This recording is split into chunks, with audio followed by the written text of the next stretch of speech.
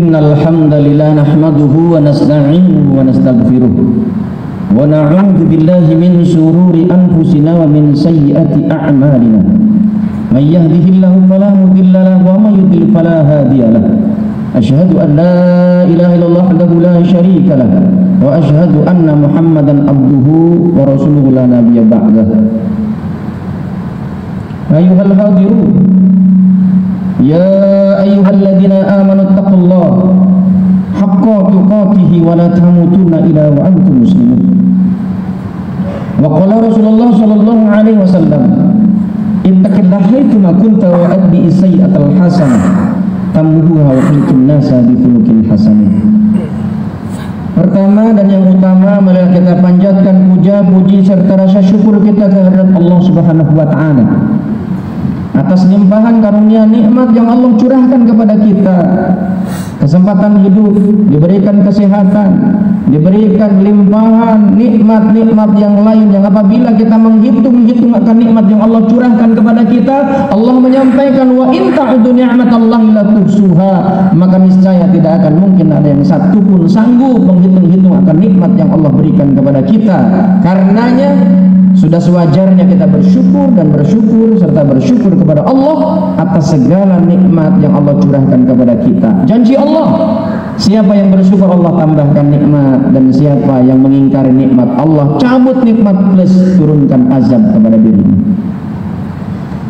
Jemaah salat Jumat yang dimuliakan Allah Subhanahu wa taala, orang menyebutnya saat ini disebut dengan post-truth era. Istilah ini memang populer belakangan.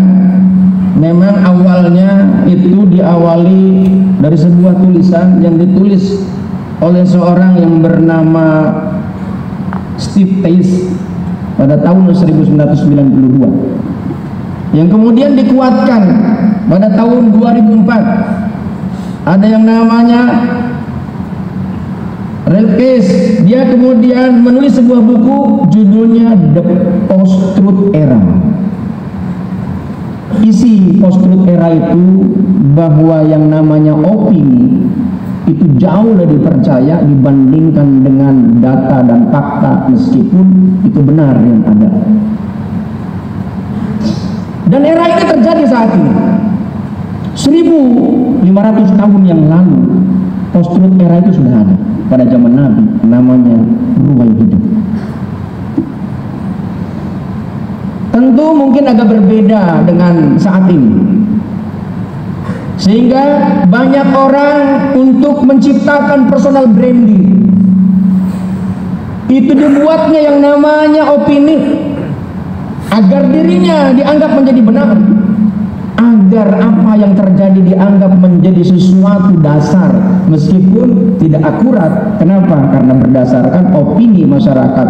Dan jemaah yang dimuliakan Allah Subhanahu wa taala, baginda Nabi dalam sebuah sabda yang diriwayatkan oleh Ibnu Majah yang sanadnya dari Abu Hurairah, beliau menyampaikan, sayati 'alan nas sanawatu khada'atun yusaddaqu fiha al-kadhab wa yukadzabu fiha as-shadiq wa yu'tamanu fiha al-kha'in wa yukhawwanu fiha al-amin wa yantiqu fiha ar-ruwaybidah. Qila wa ma ruwaybidah? Qala ar-rajulu tabihu fi amril 'amah.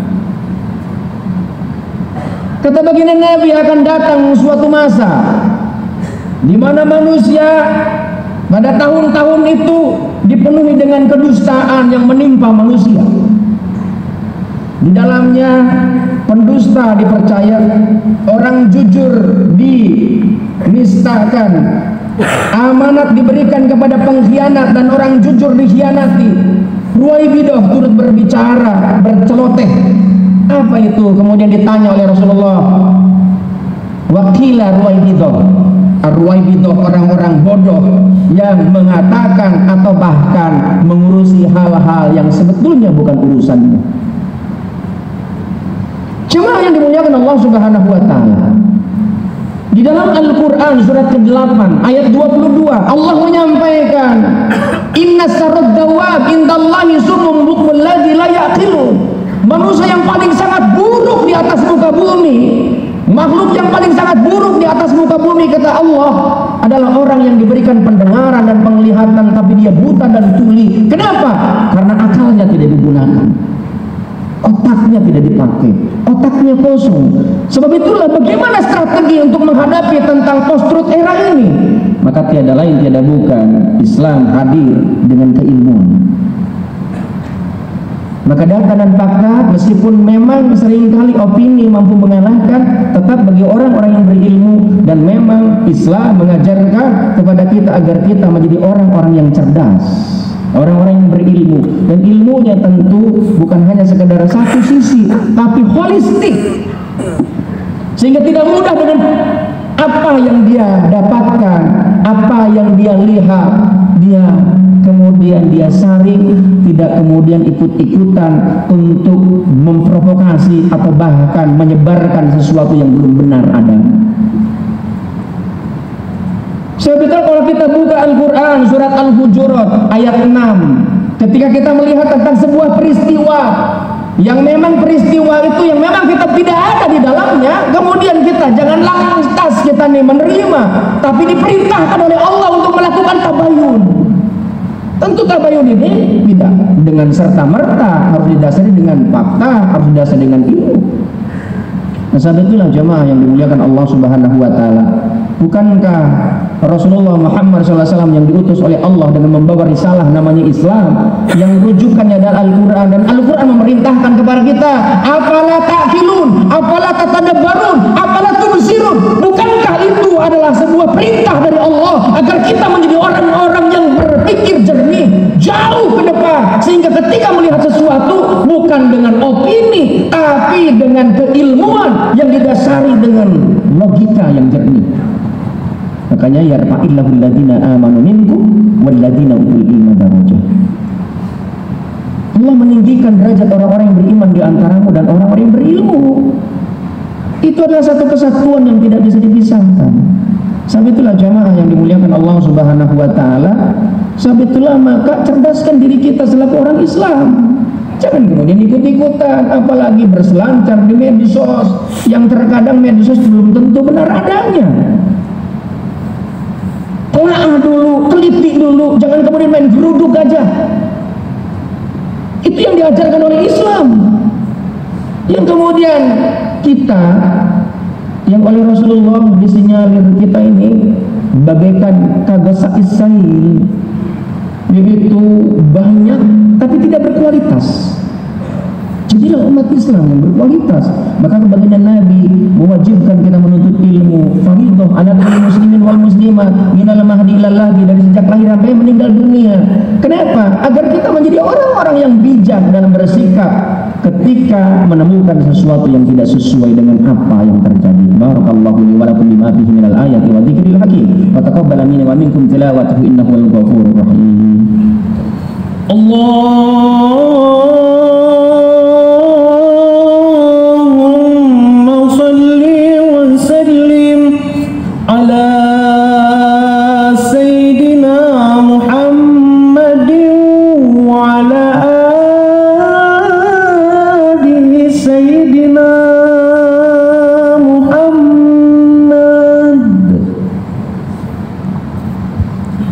Alhamdulillahilladzi an'amana bi ni'matil iman wal islam, asyhadu an la ilaha illallah, asyhadu anna muhammadar rasulullah. Allahumma shalli ala Muhammad wa ala ali Muhammad, amma ba'd.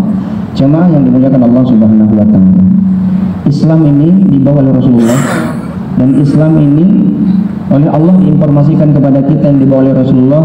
Allah menyampaikan wa ma arsalnaka ila rahmatan lil alamin. Rasulullah itu bukan hanya khusus bagi kita yang mengaku beragama Islam, tapi Rasulullah ini memang untuk seluruh alam. Jadi kalau ada orang yang tidak sejalan kemudian kita coret, kemudian kita anggap ini ancaman, itu bahaya.